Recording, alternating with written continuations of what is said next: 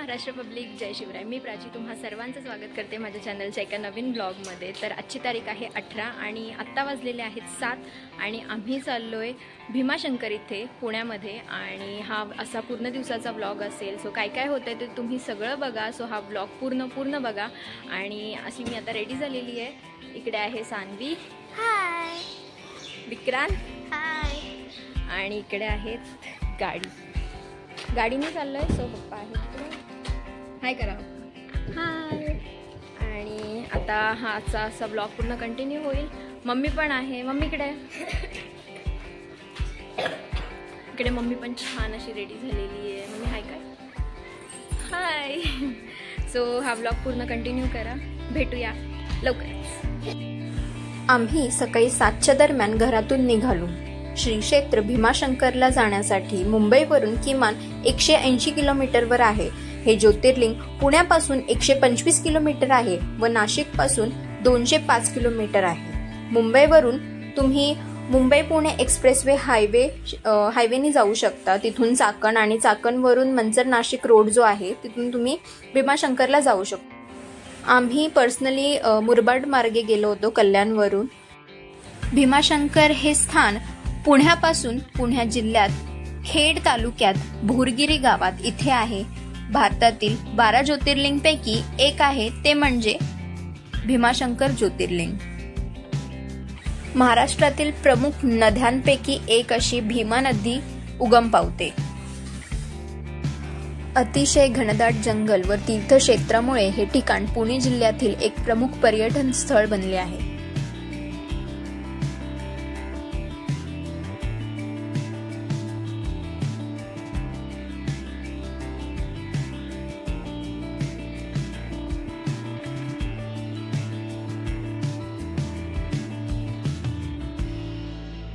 मिनिटं फक्त पाय मोकळे करण्यासाठी उतरलो होतो आणि इथला व्ह्यू बघा गाईस.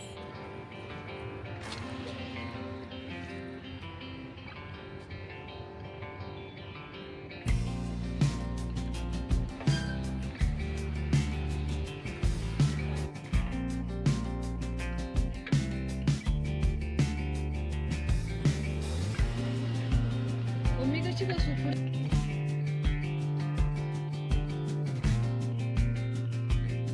झाला आता चांगलाच प्रवास. 2-1 तास झाले पण आता लागले खूप. सो कुठल्याही हॉटेलला न थांबता, कुठल्याही चटपटीत बाहेरचं न खाता आम्ही करणार आहोत वनभोजन. आणि घरातून सकाळी सगळं आणलं होतं.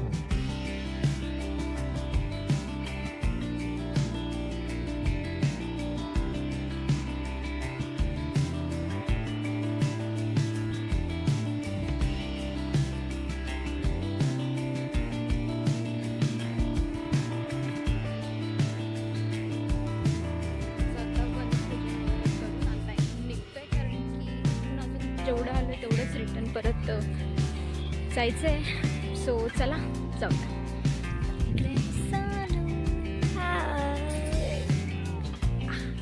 चालू जेवलीस? हो.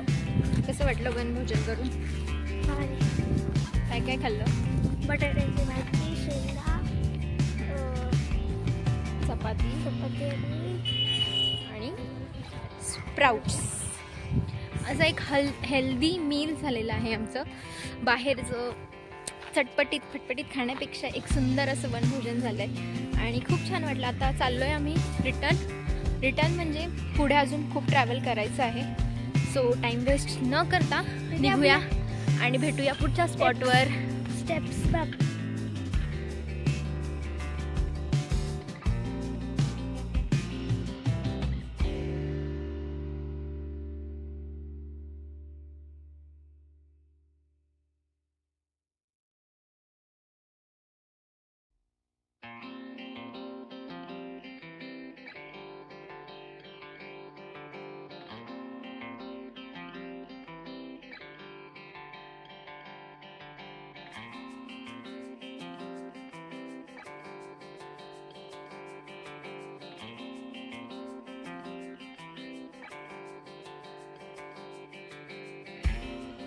शिवनेरी किल्ल्यावर आता आम्ही ॲक्च्युली चाललो आहे भीमाशंकरला आणि जाता जाता शिवनेरी लागलं आहे आणि इथे शिवजन्मोत्सवच्या इतक्या जोरात तयाऱ्या चालू आहेत I mean guys, this is incredible.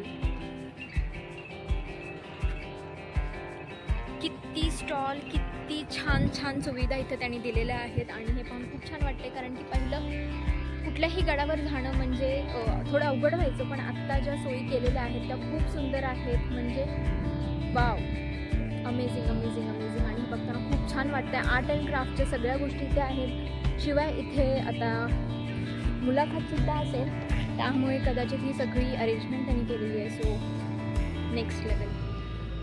आणि जाता जाता शूट करायचं कारण म्हणजे उद्या इथे खूप गर्दी असणार. आता आम्ही भीमाशंकरला चाललो. इथून भीमाशंकर, आत्ता आम्ही जुन्नरला आहोत आणि पुढे भीमाशंकर 60 किलोमीटर आहे. सो जाता जाता हे दिसलं, म्हटलं शूट करून घ्यावं, कारण की नंतर करायला भेटेल नाही भेटेल. स्वतः शूट केलं आणि हे पाहून इतकं छान वाटतंय.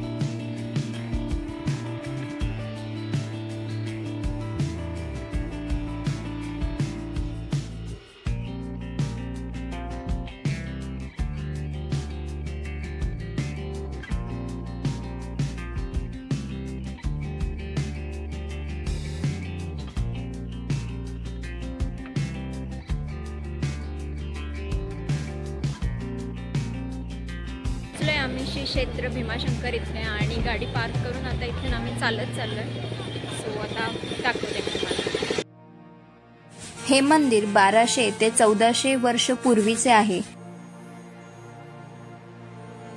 हे मंदिर डोंगराळ भागात असल्यामुळे या ठिकाणी जाण्यासाठी साधारणपणे 230 पायऱ्या चढाव्या लागतात. पायऱ्याच्या दोन्ही बाजूला तुम्हाला पूजेच्या लागणारे साहित्य व इतर काही गोष्टीही अवेलेबल होतील.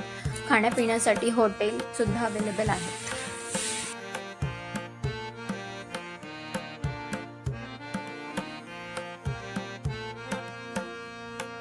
हे एक तीर्थक्षेत्र असल्यामुळे या ठिकाणी तुम्ही वर्षभरात केव्हाही जाऊ शकता. हे मंदिर डोंगरावर असल्यामुळे जून जुलैमध्ये पावसाच्या अतिवृष्टीमध्ये तुम्हाला थोडी काळजी घ्यावी लागते. तसेच तुम्ही जर एप्रिल मे मध्ये जात असाल तर उष्णतेचे प्रमाण जास्त असते. तर तुम्ही डिसेंबर टू फेब या महिन्यात तुम्ही नक्की इथे जाऊ शकता. इथलं वातावरण तेव्हा प्लीझंट असतं, जास्त थंडी नसते व जास्त गरमही नसतं. भगवान शंकराच्या दर्शनासाठी येणाऱ्या भाविकांना या मंदिरात जाण्यासाठी कोणतेच प्रवेश शुल्क आकारले जात नाही. आणि किमान अर्धा किलोमीटरवर मंदिर असेल आणि इतकी मोठी गर्दी, एवढी मोठी लाईन लागलेली आहे. सो आज आय गेस सुट्टी आहे त्यामुळे असू शकतं आणि उद्या शिवजयंती आहे त्यामुळे लोक जे शिवनेरीला आले आहेत ते पुढे 60 किलोमीटर पुढे येऊन इथे दर्शन घेण्यासाठी आलेले आहेत. सो इथे एवढी मोठी आणि आम्ही सगळे उभे आहोत.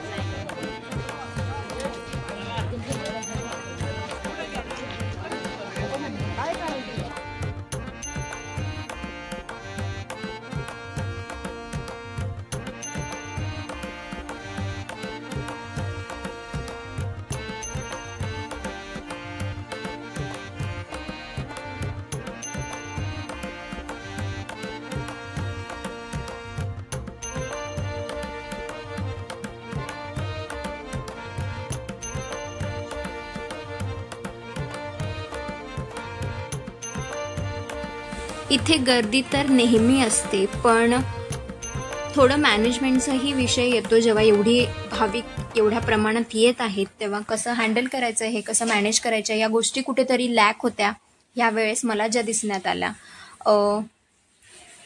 खूप लोक लांब लांबवरून आलेली आहेत. 5-6 तास ट्रॅव्हल करून, 6-6, 7-7 तास ट्रॅव्हल करून परत 5-6 तास ह्या लाईनीमध्ये उभं राहणं थोडं अवघड होऊन जातं.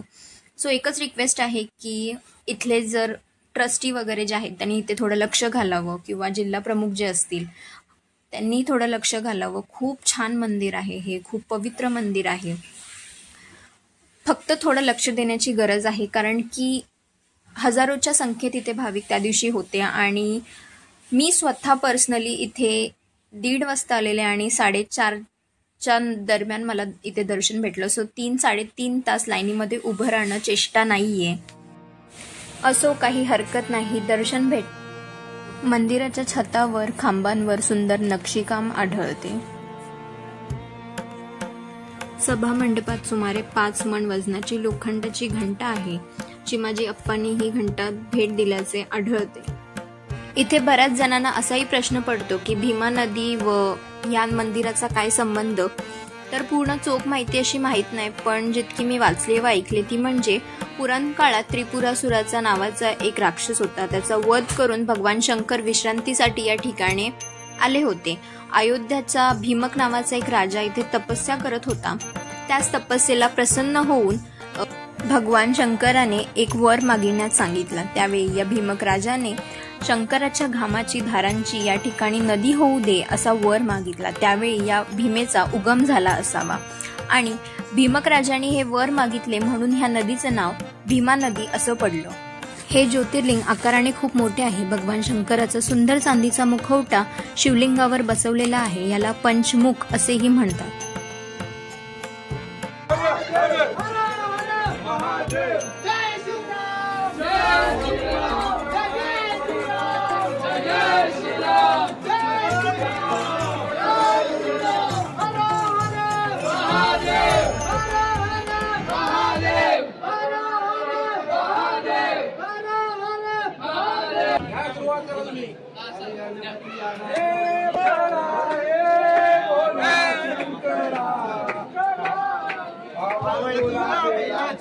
आवड तुला बेलाची, बेलाच्या पानाची, हे भोळ्या शंकरा, हे भोळ्या शंकरा.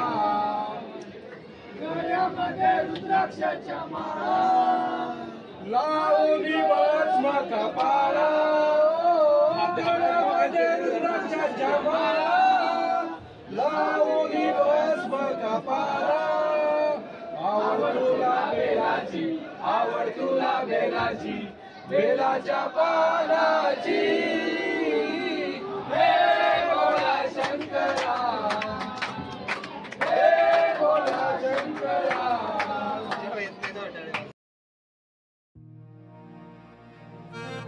आता आमचे दर्शन घेऊन 5.5 तासाच्या लाईनीनंतर आम्हाला दर्शन भेटलं आणि खूप छान दर्शन भेटलं. खूप गर्दी आहे पण खूप छान वाटलं. आणि हे आहे असं कलश. खूप छान मंदिर आहे, मस्त.